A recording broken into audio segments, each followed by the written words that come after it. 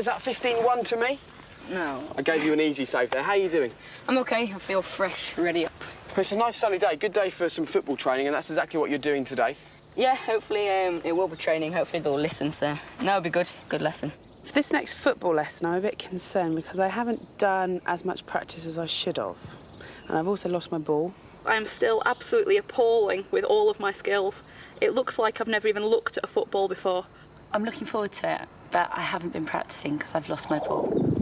A couple of you have come up to me and mentioned that you've lost your balls. So, as a punishment, what I'm going to make you do is 10 press-ups. I don't know if I can do 10.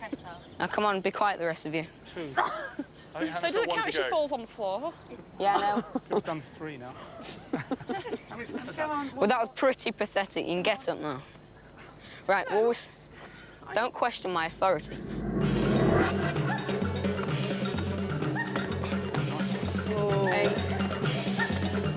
Hey. Both feet, that's good. Yes, Now, I don't think there's been too much homework practice in footy. The pupils are all over the place. Sign. You're booked.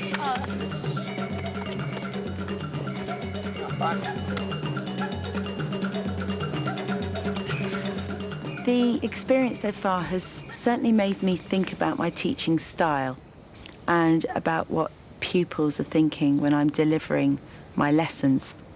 I've learnt most from Will in football because he's got the perfect balance.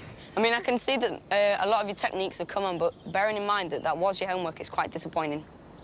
The lessons are quite long, and by the time I get home, I'm too tired to do any football practice. And by the time I've had my tea and everything, it's dark outside. And we're not allowed to play games in the house, so I can't practice. At least that's my excuse, and I'm sticking to it.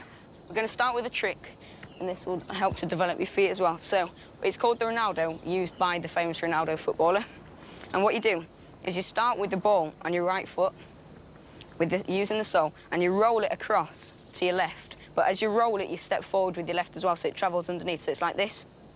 So, Pippa, if you pose as a defender, if I roll it to the right, you're obviously going to go to the right. So I do that, and then block you off there, so you can't get the ball. So if I was running you with speed, there's no way you would be able to push me out of the way, because I've got the momentum with me. So it's good for opening up space if you're against a defender and one-on-ones. So if you practice that, if you've got any problems, you just ask.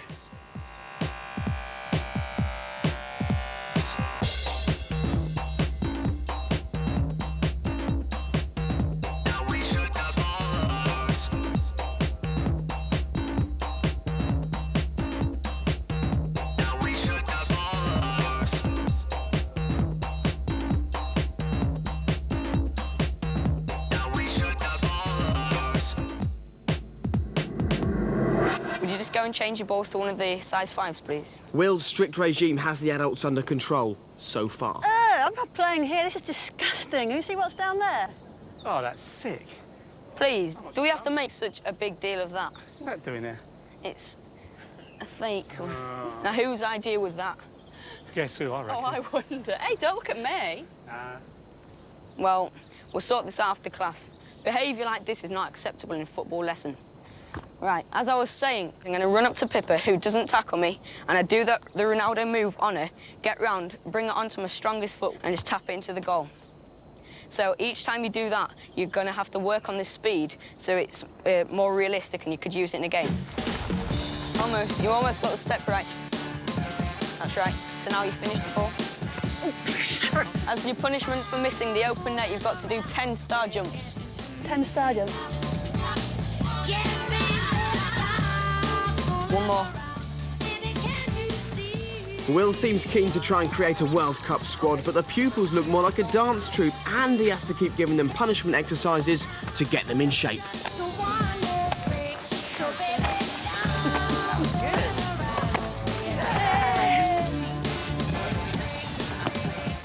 Oh, good finish. You broke the goal there, Hannah.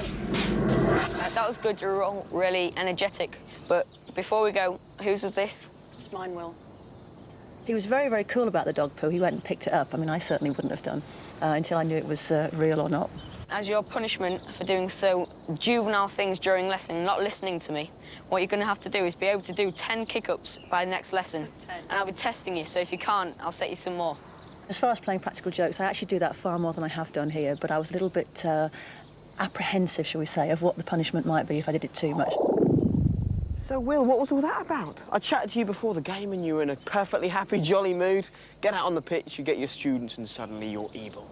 Well, I thought I'd better discipline them now so it kind of cuts out any future problems. But It was punishments and homework and telling off and reprimanding for the whole lesson. Do you think that achieves better results? I think it does because I think you gain respect because they know that they can't mess you about. And I think it's better to kind of take the tough kind of image rather than say, oh, that's good if it's not. Because they will never improve if they think that what they're doing is good and it's not. I have to say, you're just like every PE teacher I ever had at school. They were always the nasty ones.